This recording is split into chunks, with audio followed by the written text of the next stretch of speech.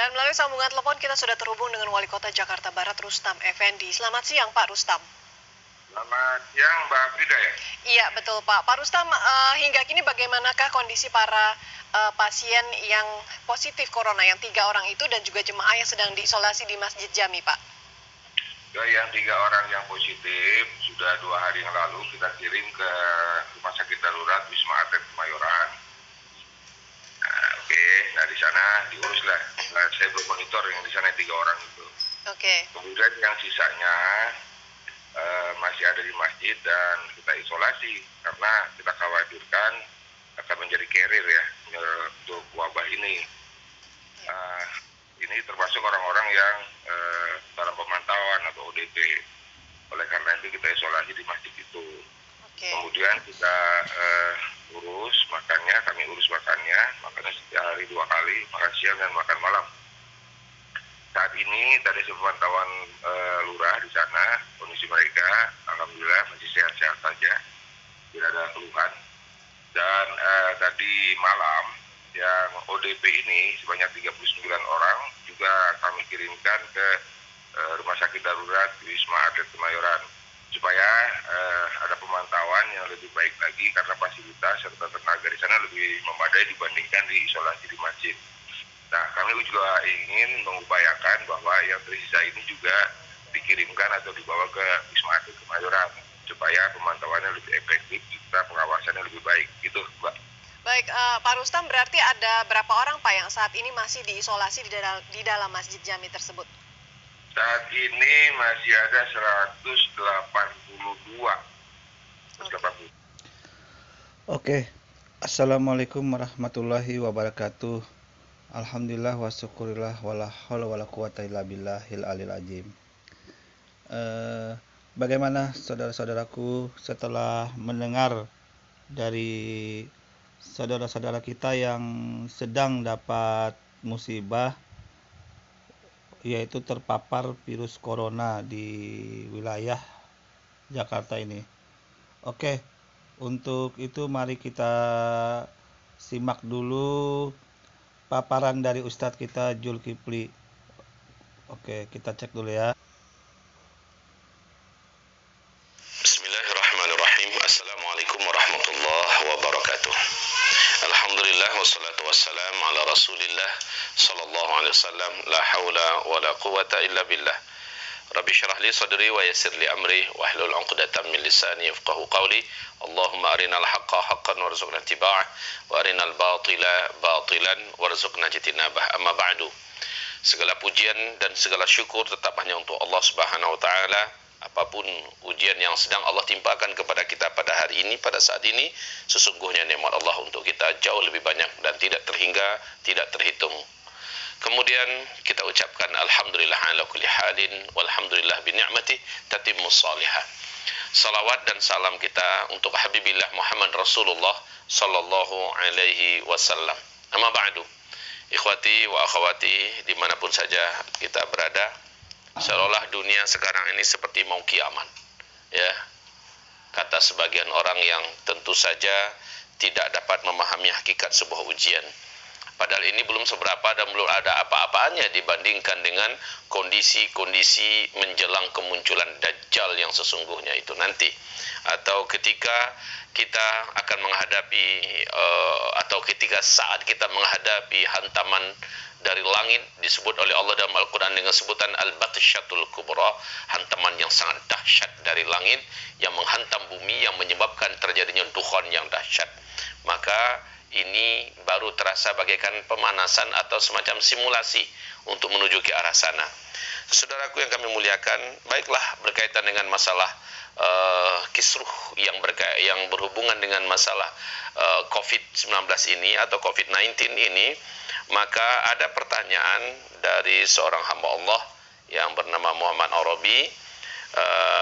Menurut Ustadz katanya, bagaimana dengan kasus 1.500 jamaah tabligh yang tertular COVID-19 ketika di Malaysia? Mereka tetap tertular, padahal mereka adalah para ahli zikir yang selalu menyebut nama Allah, melakukan setiap amalan-amalan sunnah, salat dan tilawah. Dan juga bagaimana dengan pasukan Abu Ubaidah ibn Jarrah dan sekumpulan orang-orang soleh yang level iman dan zikirnya jauh di atas kita. Tetapi juga mereka tetap terkena wabah dan wafat karena ta'un. Lalu baru menghilang qadarullah ketika Amr ibn al-As menerapkan physical distancing. Apakah Ustaz tidak mengikuti fatwa para ulama, katanya, di Majelis Ulama Indonesia yang mengajak masyarakat untuk tidak mengikuti fatwa ini? Lalu apakah yang mengikuti fatwamu ini imannya lemah dan takut pada penyakit ini, Ustaz? Afwan. Demikian pertanyaannya. Saudaraku, hamba-hamba Allah yang kami muliakan, barusan tim media saya juga membacakan pertanyaan dari saudara kita dari Malaysia yang mengatakan, dulu saya cakap bahwa yang kena dengan taun ini atau dengan wabah ini hanyalah orang-orang non-muslim atau orang-orang muslim yang ahli maksiat atau orang-orang munafik. Nah, kenapa sekarang banyak orang-orang yang soleh dan orang-orang beriman juga kena? Maka bismillah, mari kita jawab. Kita dudukkan masalah ini. Saudaraku yang kami muliakan,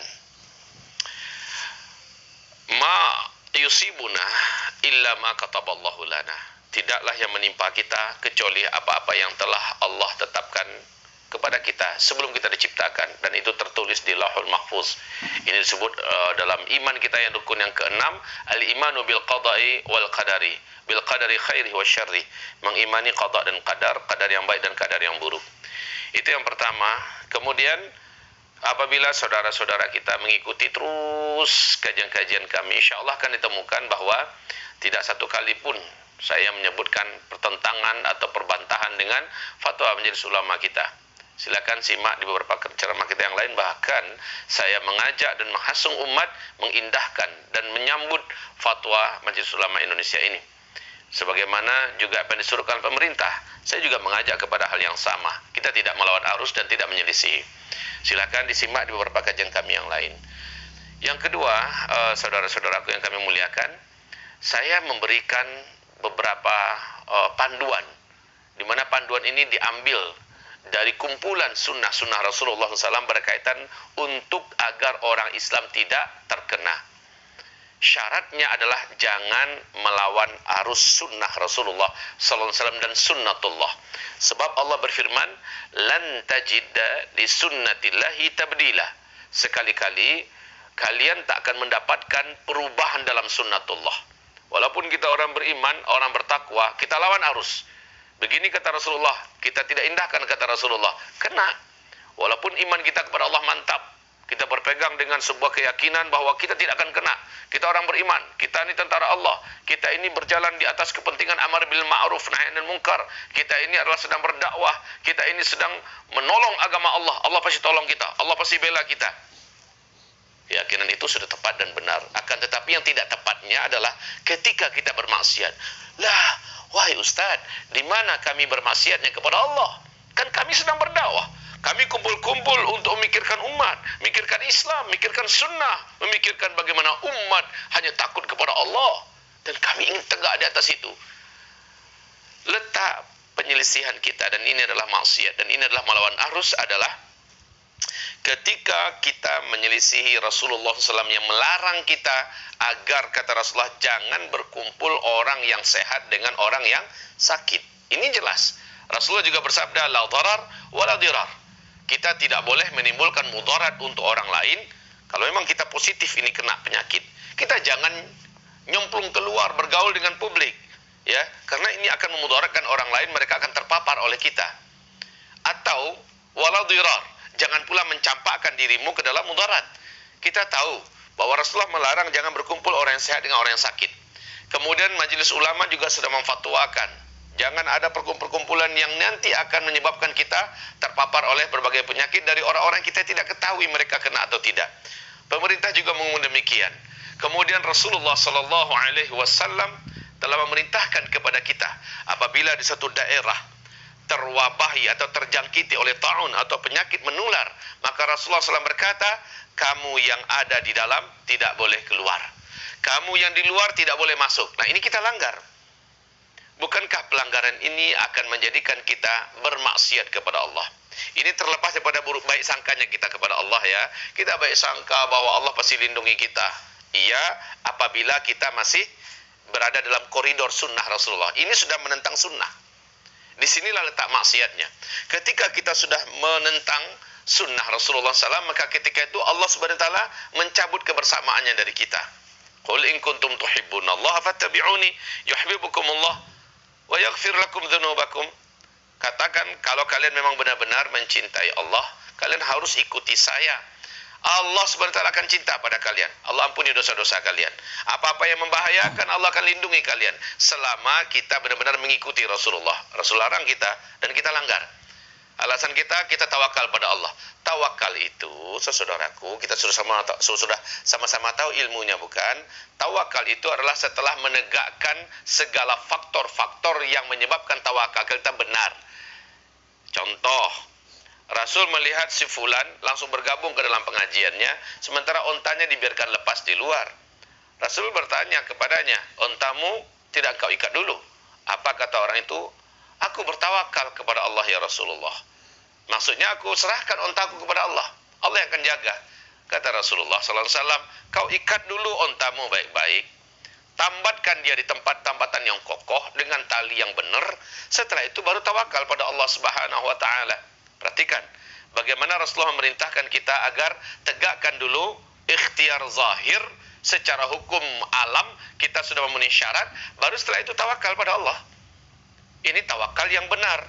Kalau kita tawakal pada Allah, kita di jalan Allah Subhanahu Wa Taala. Sementara akhdun bil asbabnya kita tinggalkan, maka jangan disalahkan apabila kita terkena musabab karena sebabnya tidak kita indahkan. Kalau sebabnya kita lakukan, musabab pasti terjadi.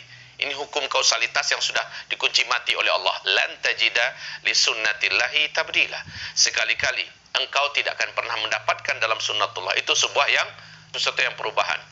Lihat Umar bin Khattab radhiyallahu anhu, dia tidak jadi masuk ke dalam negeri Syam setelah beliau diberitahu oleh Abu Ubaidah bin Jarrah bahwa di sana sedang mewabah penyakit taun yang menular dan mematikan. Sementara ada satu sahabat yang tetap bersikeras untuk masuk ke dalam. Dia adalah Muadz bin Jabal. Kemudian dia meninggal di sana karena penyakit taun itu. Dan Umar bin Khattab ketika mundur ke belakang berkata, kita melarikan diri dari satu takdir kepada takdir yang lain. Artinya, kalau tetap maju, sunatullahnya kena. Itu takdir. Namanya takdir buruk. Kalau kita mundur demi menyelamatkan diri, maka kita lari kepada takdir yang lain. Itu takdir baik, kita selamat. Ini adalah solusi yang benar dan tepat.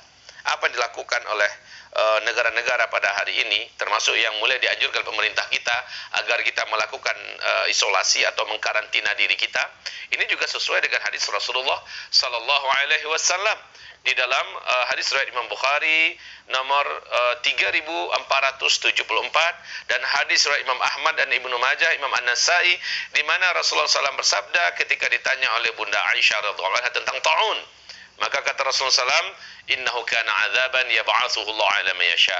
Itu adalah azab. Itu adalah azab yang Allah utus, Allah kirim ya kepada siapapun yang Allah kehendaki. Ingat itu kalimatnya, kepada siapapun yang Allah kehendaki. Berarti ada orang-orang yang tidak Allah kehendaki. Tapi orang yang cari gara-gara, orang yang tetap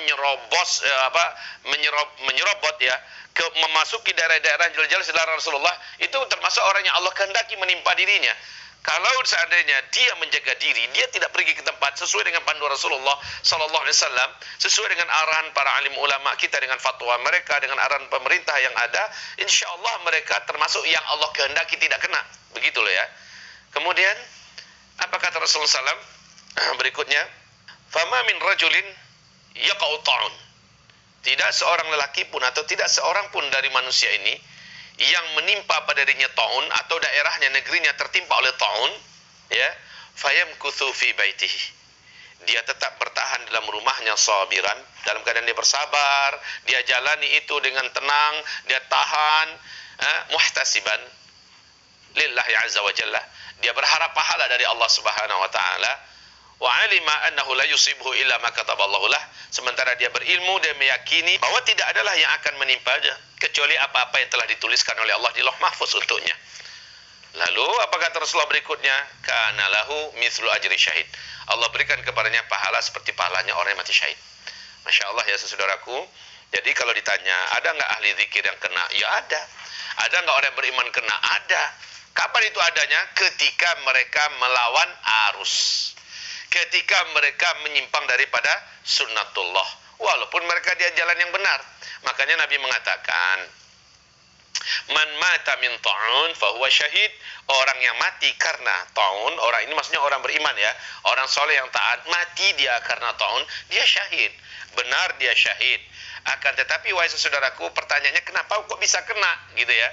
Yang pertama memang sudah ditulis dalam Lauh Mahfuz. Yang kedua, mesti orang ini tidak memenuhi syarat-syarat yang sudah disebutkan. Apabila kita sudah akhdun bil asbab ya, seperti contoh baru-baru ini, bahkan tadi siang, ini tanggal berapa sekarang? Tanggal 30 ya. Tanggal 30 tadi siang saya baca ada satu pondok pesantren tahfizul Quran. Saya lupa daerahnya di mana tadi. Jumlah santrinya lebih kurang 230-an lah ya. 71-nya positif terkena COVID-19 ini. La haula wala quwata illa billah, hasbunallah. Santri penghafal Quran kok bisa kena? Mungkin kita bertanya, wahai Ustaz, bukankah Ustaz menyampaikan Allah akan menjaga para penghafal Quran? Lihatlah contoh yang ada di beberapa tempat Allah jaga, tapi ini kenapa kena? Maka saya jawab, Allah tidak akan mungkin menyelisihi dari apa yang telah dikatakannya. Wa man asdaqu minallahi qila. Adakah selain Allah yang lebih benar perkataannya? Inna Allah la yukhliful mi'ad. Sesungguhnya Allah tidak akan pernah menyelisihi janjinya. Wahai saudaraku, hanya saja perlu saya pertanyakan, apakah rambu-rambu yang disunahkan Rasulullah mereka tegakkan? Apakah rambu-rambu yang menurut dinas kesehatan setempat mereka indahkan? Apakah apa yang disampaikan oleh pemerintah mereka jalankan? Maaf, ini pertanyaan saya. Saya tidak kenal dengan pesantren tersebut, dan kita doakan semoga santri-santri kita di sana, para guru-gurunya yang ada, Allah lindungi, Allah sehatkan mereka kembali dan Allah lepaskan. Saya bertanya, apakah ada mereka jalankan itu semua?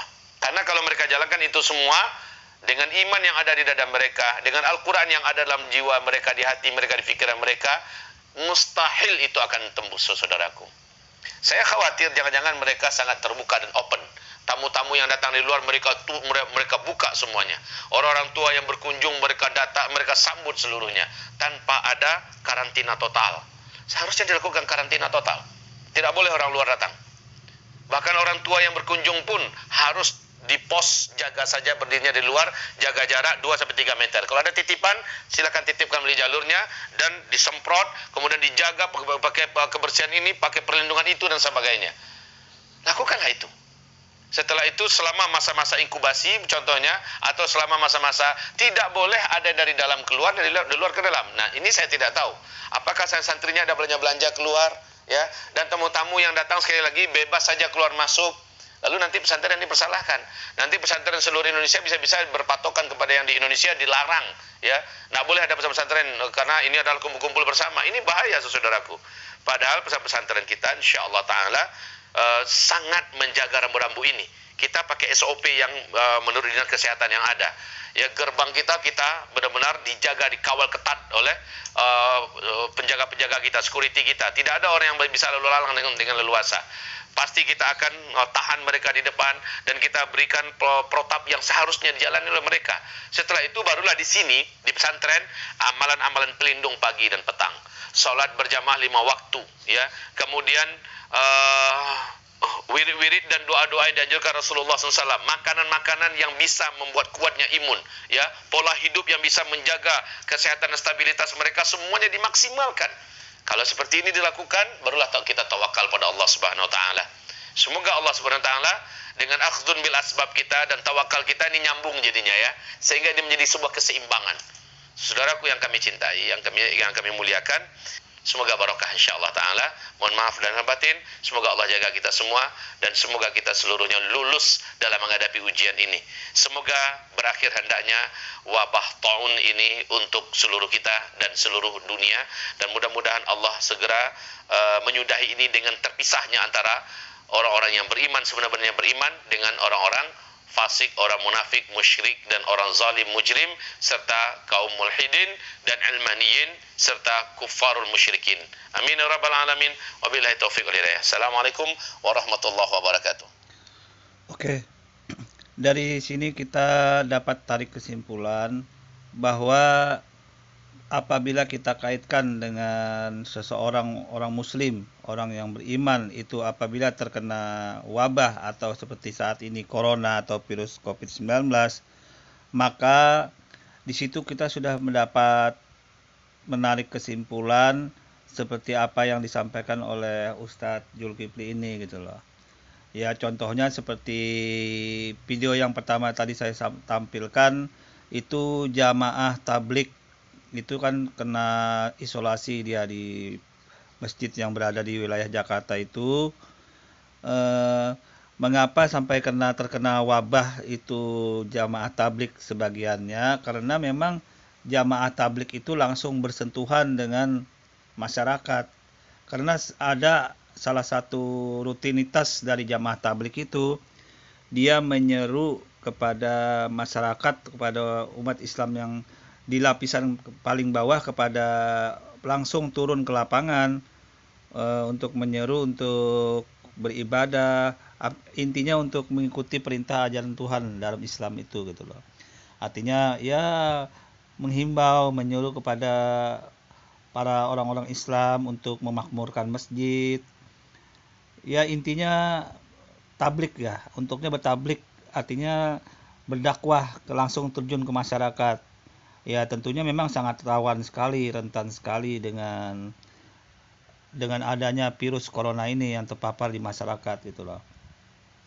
Dan jamaah tablik ini pun sebenarnya dia berpindah-pindah ke suatu daerah ke daerah lain. Nah, jadi itu sangat rentan sekali dia terkena gitu loh. Jadi memang sangat dikaitkan dengan ceramah Pak Zulkifli ini, otomatis pada saat ini, posisi saat ini memang terjadinya wabah corona itu, maka memang usaha ikhtiar dan tawakal itu memang harus sesuai dengan jalurnya gitu loh, dalam jalan yang dimaui Islam gitu loh. Karena sudah disampaikan oleh Pak Jul tadi, intinya bahwasanya orang Islam itu harus patuh, harus sesuai dengan hadis Nabi yang disandarkan pada saat Umar bin Khattab dulu menghadapi virus corona itu gitu loh. Jadi kalau misalnya sudah begitu ya kita harus memang betul-betul mengikuti itu. Artinya jangan sampai sudah tahu ini daerah atau tempat ini terpapar corona, jangan memaksakan ke sana gitu loh. Nah, berbedanya pada saat jamaah tablik ini, dia itu tersebar kemana-mana gitu loh. Itu aja masalahnya, tersebar kemana-mana, termasuk ke wilayah-wilayah yang ada virusnya itu gitu loh. Jadi saya nilai ya mungkin lebih lagi nanti, lebih tetap harus sesuai dengan jalurnya gitu loh, jalur Islamnya. Karena bagaimanapun memang niat mereka baik untuk menyiarkan ajaran Islam itu gitu loh, untuk berdakwah ke masyarakat agar kembali ke syariat ajaran Islam yang sebenarnya itu gitu. Nah, cuman seperti ceramah yang disampaikan Pak Jul tadi, ada memang saatnya rambu-rambu yang seperti itu harus tetap dijalankan agar selamat gitu loh.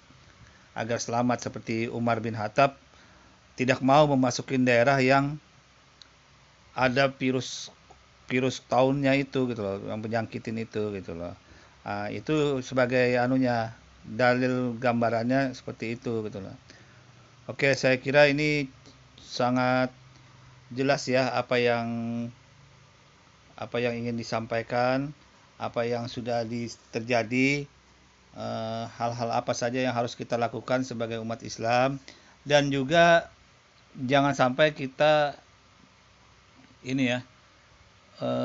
gimana orang nyebutnya itu, wah ternyata orang Islam itu kena juga ya. Nah, itu tidak seperti itu sebenarnya.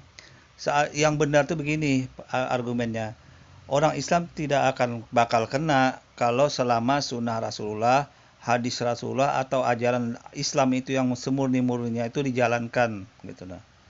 Tidak akan bakal kena virus corona itu asal tidak melanggar yang dijalankan syariat Islam itu gitu loh. Itu yang perlu dipahami dulu.